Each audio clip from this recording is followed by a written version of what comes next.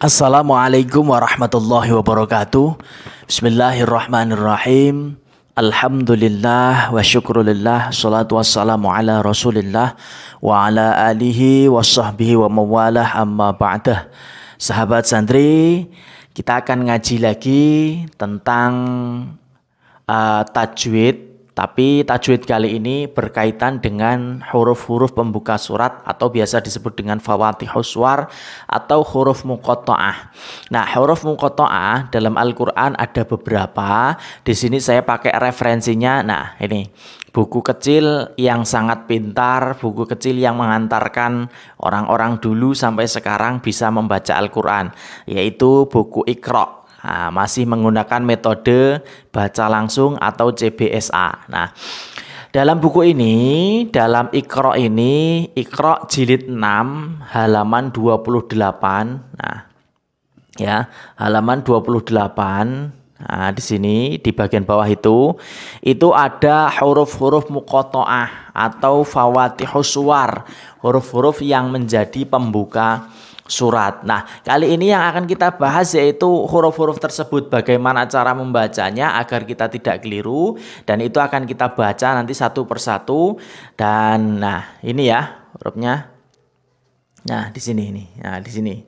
Nah, ini hurufnya. Ya, mudah-mudahan nanti bisa terlihat. Nanti akan saya nah, ya di situ ya. Ya, silahkan dilihat satu persatu. Nah, di halaman 28 itu di situ ditulis sebelum EPTA, sebelum tes akhirnya di sini biasanya santri agar dikenalkan dan diajarkan huruf-huruf awal surat di bawah ini dengan bacaan yang benar-benar betul. Nah, kita akan membacanya dengan benar-benar betul nanti di sini.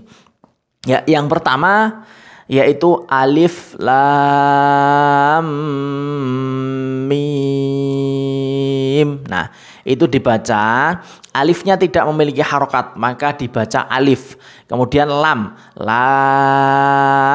Nah, karena itu mad lazim harfi, kemudian dia mendapatkan bertemu dengan tasdid di belakangnya, maka dia menjadi mad lazim harfi mutsaqal. Lam, mimnya ditasjid, ditahan karena mim dipertasjid itu kan gunah. Kemudian membaca mimnya mim, nah, seperti itu ya. Alif lam mim, nah seperti itu. Kemudian yang di belakangnya itu sama, alif lam mim, cuman ada tambahan huruf shad di belakang. Cara membacanya seperti apa? Depan sama, alif lam mim shad. Nah, seperti itu ya. Shadnya jangan lupa belakang. Kalau shad itu kan kalau ditulis ada shad, alif dan dal. Dalnya itu bersukun, berarti qalqalah. Shad. Nah, seperti itu.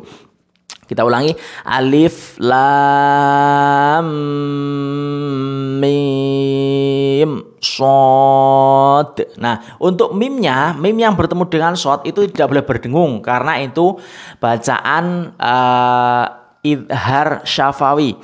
Lam mim shad, enggak boleh mim shad, tidak boleh. Jadi lam mim shad, tidak boleh seperti itu ya. Lam mim shad. Nah, seperti itu. Kemudian yang belakangnya hilang mim tapi ditambah ro. Alif lam ro. Lamnya itu kan lam alif mim, kemudian ada ro. Nah, berarti itu tetap di belakangnya idhar syafawi. Lamnya itu mad lazim harfi mukhaffaf, dia ringan karena tidak bertemu dengan hukum yang belakangnya. Lam ro. Nah, ronya itu harokat berdiri, bukan harokat seperti alif. Jadi dia tidak dibaca 5 harokat atau 6 harokat, tapi dia dibaca 2 ketukan atau satu alif atau 2 harokat. Alif lam ro. Nah, seperti itu. Kemudian yang belakangnya ada mimnya, yang belakangnya ada mimnya. Alif lam mim ra. Nah, seperti itu ya. Kemudian yang belakangnya ini yang terpanjang ya. Yang terpanjang yang bawahnya itu kaf. Nah, kafnya dibaca kaf. Kemudian ha, ya. Itu karena harokat berdiri dia hanya 2 ketukan. Ha, ya, ain, shod. Ingat, ainnya itu ain, ya, nun. Kemudian bertemu dengan shod, berarti dia ikhfa ausat. Ain, shod. Nah, seperti itu. Kaf, ha, ya, ain, shod. Nah, seperti itu. Kemudian yang belakangnya itu cuma 2 huruf. Itu harokat berdiri semua, jadi hanya 2 ketukan. To, ha. Nah, seperti itu ya. Kemudian yang belakangnya to, sim. Nah, jangan to, sin ya, karena di situ bertemu dengan tasdid. To, sim, mim. Nah, seperti itu. Kemudian yang belakangnya itu tidak ada mimnya.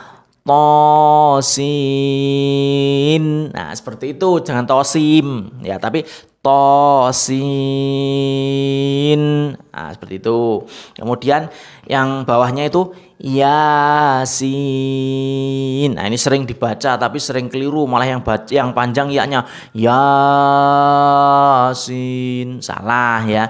Tapi yang panjang itu sinya yasin. Nah, seperti itu. Kemudian yang sampingnya itu hanya 1 huruf, shod. Nah, jangan lupa qalqalahnya, shod. Nah, seperti itu. Jangan shod, jangan seperti itu. Kalau itu ada hamzahnya nanti.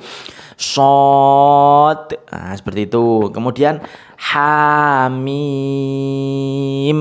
Jangan hamim tapi hamim, karena haknya itu harokat berdiri, 2 ketukan.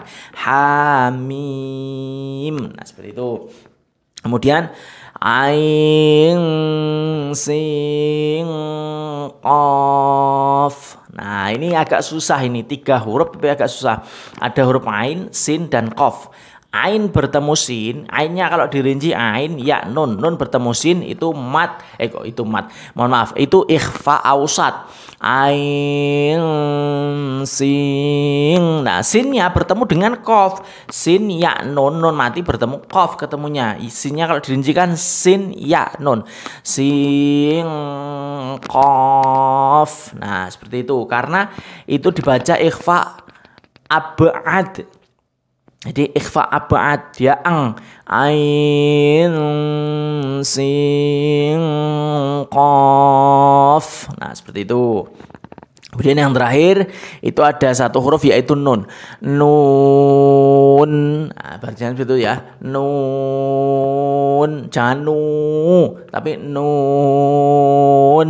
Belakangnya ada nun lagi. Nun kata kalau dirincikan nun, wawu, nun. Nah, seperti itu. Jadi itu cara membaca huruf-huruf muqatta'ah. Nah, ini wajib kita perhatikan, wajib kita bisa, karena kita akan bertemu dengan bacaan-bacaan itu ketika beberapa surat di dalam Al-Quran, bahkan banyak surat seperti surat Al-Baqarah, surat Al-Imran, kemudian kalau ada Toha itu ya surat Toha, Nun ya surat Nun, kemudian ada surat Yasin, ada ya surat-surat yang lain itu banyak yang menggunakan fawatihus suwar atau huruf-huruf muqatta'ah, huruf pembuka surat. Nah, memang tidak semuanya.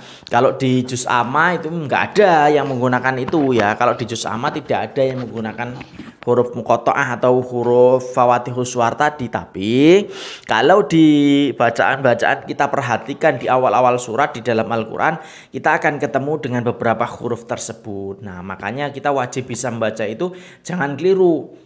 Ada yang baca alif lam mim dibaca alama, dibaca fathah semua, tentunya salah. Kemudian yasin dibaca yasa, tentu juga salah. Jadi jangan sampai salah, jangan sampai keliru. Kita belajar dulu. Nah, kita mengacu dengan Iqra ini, buku Iqra CBSA ini. Ini sebenarnya di sini kalau kita mengikuti setiap langkah-langkahnya dari awal jilid itu sudah dikasih tahu metode cara bacanya. Di atas di sini sudah ada. Nah, memang kalau di sini tidak terperinci belajar tajwidnya. Seperti ini nih. Nih, ada tanda alis, di situ ada tanda alis nih. Tanda alis di bacaan harus panjang 6 harokat. Nah, seperti itu di sini sudah semuanya sudah diberitahu oleh Kiai almarhum Kiai Haji As'ad Humam ya, yang menciptakan Iqra ini, yang menulis Iqra ini sebagai panduan kita semua. Nah, ini kalau kita mengajarkan ke anak-anak ini dengan cara seperti itu. Kita baca himbauannya, kita baca aturan yang ada di atas. Nah, itu kita terapkan, itu pasti bisa. Walaupun di zaman sekarang sudah ada metode-metode lain, seperti ada metode Iqra yang menggunakan ketukan, menggunakan tongkat untuk ngetuk, itu An-Nahdiyah. Saya juga pernah belajar itu. Kemudian ada metode Bituqo. Bituqo itu biasa yang dikembangkan oleh pondok pesantren Minhajut Tulab. Minhajut Tulab seluruh Indonesia itu menggunakan Bituqo. Nah, seperti itu. Itu juga bagus. Semua metode itu bagus. Semua metode yang diajarkan ulama-ulama, yang diajarkan para kiai untuk mengajarkan anak-anak santrinya agar bisa membaca Al-Quran, itu insya Allah semuanya bagus. Itu semuanya bagus. Ini yang legend. Nah, ini legend. Nah, ini legend. Ada legend satu lagi. Ini saya bilang legend. Kenapa? Karena memang ya masih digunakan. Nah, ini metode yang model di eja. Nah, ini disebut metode Qaidah Baghdadiyah atau metode turutan. Ada yang bilang tahaji dan lain sebagainya. Jadi banyak metode, asal kita bisa memperhatikan, insya Allah semua bisa. Kalau perlu dimix dalam artian hari apa menggunakan ini, hari ini menggunakan ini. Mengenalkan metode. Kalau ini metode menggunakan ejaan, dieja Qaidah Baghdadiyah itu. Jadi dieja, mengenalkan nama huruf, mengenalkan harokat huruf, mengenalkan cara membaca panjang pendeknya. Nah, di sini juga ada. Nah, ini bisa. Atau menggunakan ini, nah, langsung menggunakan ini bisa. Nah, tapi kalau saran saya, walaupun menggunakan Iqra, anak-anak sudah punya Iqra, tapi saran saya harus anak-anak bisa nulis, ya, dituliskan di papan tulis. Nah, seperti ini. Nah, ini. Nah, seperti papan tulis ini saya tuliskan. Ini saya ngajar juga ini. Belajar Iqra ini saya tuliskan. Kenapa? Saya menuliskan itu fungsinya agar anak-anak itu kalau menulis itu otomatis dia sudah belajar sedikit membaca. Nah, atau melatih tangannya untuk terbiasa menulis huruf Arab. Ini juga penting, ya. Jangan hanya melulu di sini, ya. Nanti dia akan mendapatkan double keuntungannya. Kalau dia bisa menulis, dia bisa membaca, insya Allah lebih lancar, lebih hebat itu. Ya, metodenya ditulis juga, dibaca juga. Nah, seperti itu. Jangan melulu anak suruh bawa ini langsung dibuka, suruh baca. Nah, itu nanti anak nggak bisa nulis. Itu dia akan lebih bisa menghafalkan ketika sudah baca bisa, nulis juga bisa. Itu lebih bagus. Itu metode yang dikembangkan saat itu seperti ini. Seperti metode yang saya sebutkan dengan Bituqo tadi ya.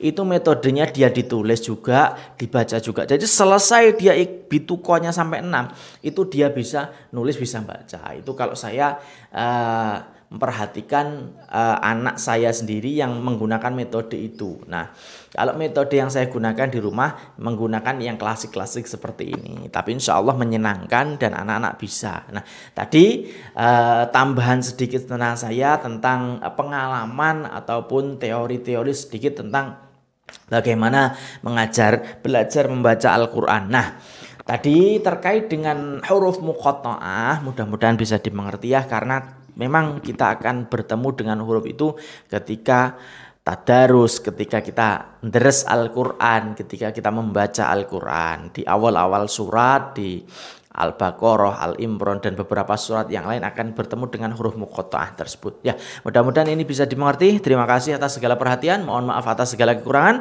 Wallahu muwaffiq ila aqwamit thoriq. Wassalamualaikum warahmatullahi wabarakatuh.